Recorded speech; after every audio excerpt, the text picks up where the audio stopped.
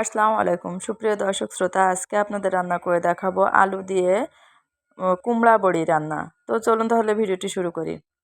প্রথমে আমি আলু দিয়ে কুমড়া বড়ি রান্না করার জন্য নিয়েছি এখানে আলু, আর আলুগুলো আমি এই সাইজ করে কেটে নিয়েছি।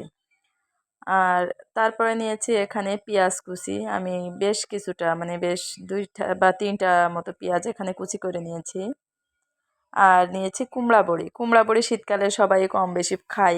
আর এটা তো খুবই মজার একটা খাবার, এই জন্য আমার খুবই পছন্দ পার্সোনালি, আর আমি এটা খুবই পছন্দ করি। কুমড়া বড়ি দিয়ে আমি আজ আলুটা রান্না করব। আর এখানে নিয়েছি আমি একটা ডিম, আপনারা চাইলে 2টা 3টা যে যেমন পারেন ডিমটা নিতে পারেন। আর ওভাবেই আমি ফাটিয়ে নিয়েছি চামচ দিয়ে, ফেটে নিয়ে রেখে দিলাম। এখন এখানে নিয়েছি মশলা করার জন্য 1 টেবিল চামচ জিরা, 1 টেবিল চামচ সরিষা, 4 কোয়া রসুন, আর কয়েকটা কাঁচামরিচ। আমি প্রত্যেক সবজিতে কাঁচামরিচ খাই, এই জন্য কাঁচামরিচ দিয়েছি। আপনারা যারা যারা শুকনা মরিচ খান তারা শুকনা মরিচ দিতে পারেন। তো এখন আমি প্রথমেই চুলায় একটা কড়াই বসিয়ে দিয়েছি, দিয়ে দিচ্ছি তাতে পরিমাণ মতো তেল। আর এই তেলটাতে আমি কুমড়া বড়ি ভেজে নিব। তো কুমড়া বড়ি ভাজার জন্য প্রথমে একটু পানি দিয়ে দিয়েছি, পরে কুমড়া বড়িটা দিয়ে দিলাম। তাহলে প্রত্যেকটা তেল যতটুকু তেল আছে তেলটুকু প্রত্যেকটা বড়ির সাথে মিশে যাবে অনায়াসে। আমার চামচ বা খুন্তি দিয়ে এটা আমার নাড়াচাড়া করা লাগবে না। পানির যে সিসটা উঠবে তাতেই প্রত্যেকটা বড়ির সাথে তেলটা অনায়াসে মিশে যাবে। তো আমি এভাবে নাড়াচাড়া করছি, নাড়াচাড়া করতে করতে বড়িটা ভেজে নিচ্ছি। তো দেখতে পাচ্ছেন আমার বড়িটা ভাজা হয়ে গেছে। আর এর বেশি আমি ভাজবো না, ভাজলে বড়ির স্বাদটা নষ্ট হয়ে যায়। তো এখন আমি সেটা উঠিয়ে নিলাম কুমড়া বড়িটা। এখন সেম কড়াইতে দিয়ে দিচ্ছি তেল, এই তেলে আমি ডিমটা ভেজে নিব। তো আবার আমি একটু ফেটে নিচ্ছি, ফেটে নিয়ে তেলের ভিতরে ডিমটা দিয়ে দিচ্ছি। আর চুলার আঁচটা রেখেছি একেবারেই লো। বলতে যে একটু অল্প অল্প জাল উঠছে এরকম, না হলে কিন্তু খুব তাড়াতাড়ি ডিমটা ভাজা হয়ে যাবে, এভাবে ঘোরাতে পারবো না। তো আমি চুলার জালটা লোতে রেখে এভাবে আস্তে করে ঘোরাচ্ছি, যাতে করে ডিম গোলভাবে আসে, যে কড়ার চারিপাশে লেগে যায় আর কি। তো দেখতে পাচ্ছেন আমি কিভাবে ঘোরাচ্ছি, আর ভিতরটা কিন্তু একটু কাঁচা কাঁচাই আছে। ঠিক এভাবে ঘুরিয়ে নেবেন, তাহলে আপনাদের ডিমের যে আমি যে ভাজটা করে নেব এটা অনায়াসে খুব সুন্দর হবে। অনেকে পারে না এটা, তো এভাবে যদি আপনি করেন তো ডিমটা অনায়াসে হবে। আর ডিমটা কিন্তু আমি লবণ আর হলুদ দিয়ে ফেটে নিয়েছিলাম।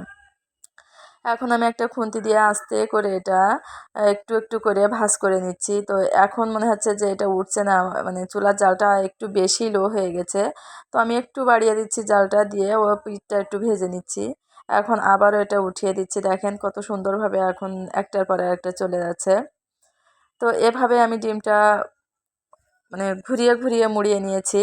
তো আপনারা যারা পারেন না, এটা অনেকে পারে না অনেকে পারে, তো যারা পারেন না এভাবে আপনারা দেখতে পারেন, ট্রাই করে ইনশাল্লাহ হয়ে যাবে। তারপরে আমি এপিট ওপিট করে এটা ভেজে নিয়ে নামিয়ে রেখেছি, ঠান্ডা হলে এটা কেটে নিব। এখন আমি একটা প্যান নিয়ে নিয়েছি, এখানে আমি রান্না করব কুমড়া বড়িটা দিয়ে আলু। তো তাতে দিয়ে দিয়েছি তেল, তেলটা হালকা গরম হলে সেখানে দিয়ে দিচ্ছি পেঁয়াজ কুচিগুলো। আর এই পেঁয়াজ কুচিগুলো একটু নেড়েচেড়ে পেঁয়াজের গন্ধটা যখন চলে যাবে, যতক্ষণ না যাবে আমি ততক্ষণ পর্যন্তই এটা আমি নাড়াচাড়া করব।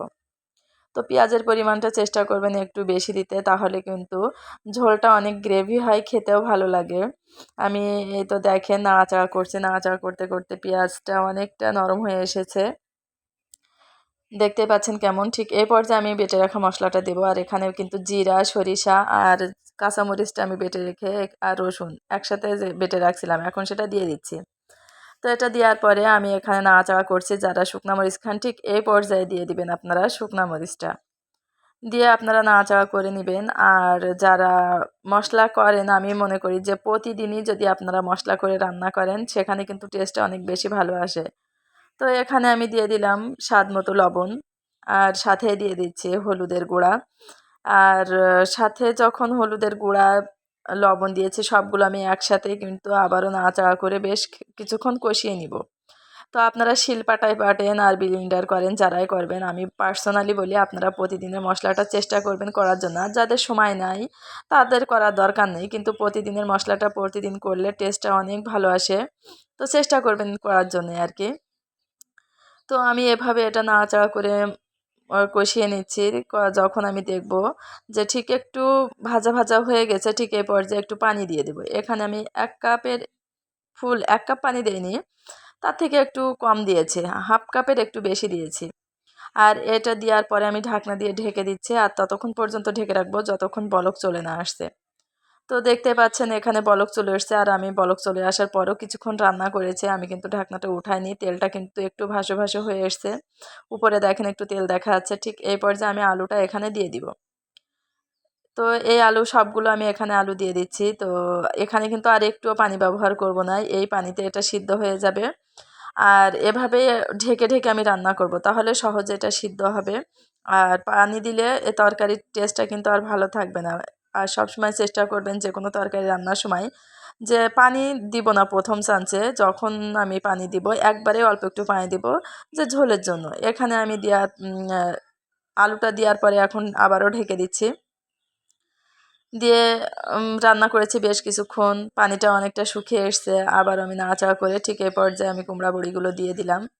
কুমড়া বড়ি দেওয়ার পরে এটা আমি নাড়াচাড়া করছি, ভিডিওটা অনেক বড় হয়ে যাচ্ছিলো এই জন্য এখানে আমি একটু ফাস্ট করে দিয়েছি। তো এখানে আমি আবারও ঢেকে দিলাম, ঢেকে দেওয়ার পরে দেখতে পাচ্ছেন একেবারেই পানিগুলো শুকিয়ে গেছে। পানিগুলো যখন এই পর্যায়ে আসবে, একেবারে শুকিয়ে যাবে, আমি এভাবে ঢাকনাটা খুলে আরও কিছুক্ষণ এভাবে নাড়াচাড়া করে নেব। নেওয়ার পরে এখানে আমি পানি দিয়ে দিচ্ছি, এটা কিন্তু আমার ঝোলের পানি।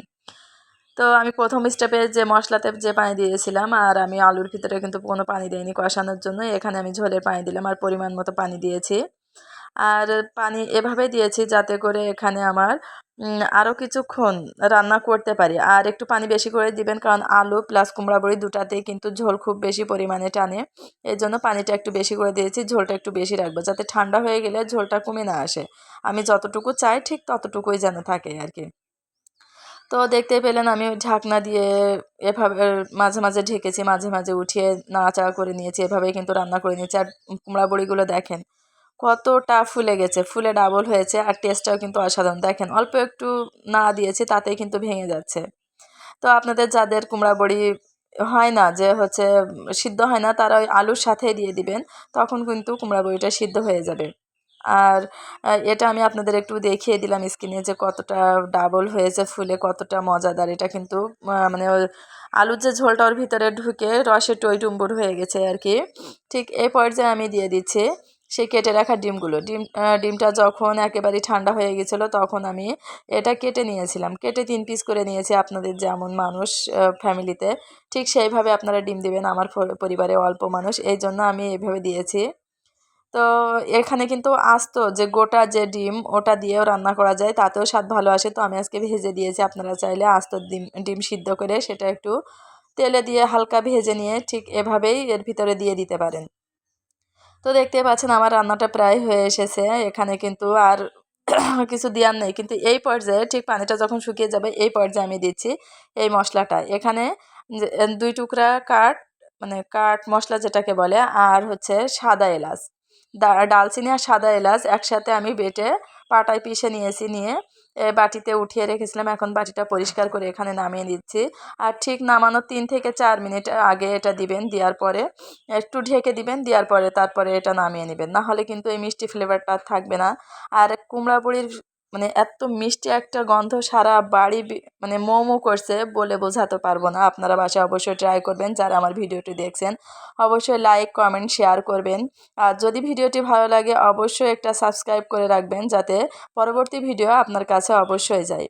তো দেখতেই পাচ্ছেন আমি ঢেকে দিয়েছিলাম, এখন আমি এটা একটু নেড়ে চেড়ে এটা নামিয়ে রাখবো। আর এটা যখন টেবিলে রেখেছিলাম পুরা বাড়িটাই কিন্তু অনেক সুন্দর মিষ্টি একটা সেন্ট বের হচ্ছিল। আর আলুগুলো আমি কয়েকটা এভাবে ভেঙে ভেঙে দিচ্ছি, যাতে করে ঝোলটা একটু ঘন হয়, খেতেও ভালো লাগে। আপনারা এভাবে ভেঙে দিবেন, তাহলে দেখবেন ভালো লাগবে। তো আপনারা যারা এটা বাসায় ট্রাই করবেন অবশ্যই আমাকে জানাবেন কেমন হলো কমেন্টে। তো অবশ্যই অবশ্যই ট্রাই করবেন। শীতের সময় হলে অন্তত একবার হলেও এটা খেয়ে দেখবেন। তো এখন আমি এটা নামিয়ে নিচ্ছি। আর এই তো আমার নামানো হয়ে গেছে, আমি এখন এটা আপনাদের একটু দেখাচ্ছি। দেখতেই পাচ্ছেন যে কত সুন্দর হয়েছে, আর ঝোলটাও কিন্তু অনেক ঘন হয়েছে, অনেক গ্রেভি। এখন কিন্তু গরম অনেক, এই জন্য এমন দেখাচ্ছে, কিন্তু তারপরে অনেক মজা এটা। আর যখন ঠান্ডা হয়ে আসবে তখন আরও কিন্তু কমে আসবে ঝোলটা। তো যারা আমার ভিডিও দেখছেন সবাইকে অনেক অনেক ধন্যবাদ। আল্লাহ আজকে এই পর্যন্ত। আল্লাহ আমাদের সবাইকে ভালো রাখুক, আমাদের তার ইবাদত করার তৌফিক দান করুক। আজ এই পর্যন্ত। সবাই ভালো থাকবেন, সবাই আমার জন্য দোয়া করবেন, আমি আপনাদের জন্য দোয়া করি। তো প্রতিদিন আমার সাথেই থাকবেন এই আশাই করছি। আজ এই পর্যন্ত। আল্লাহ হাফেজ।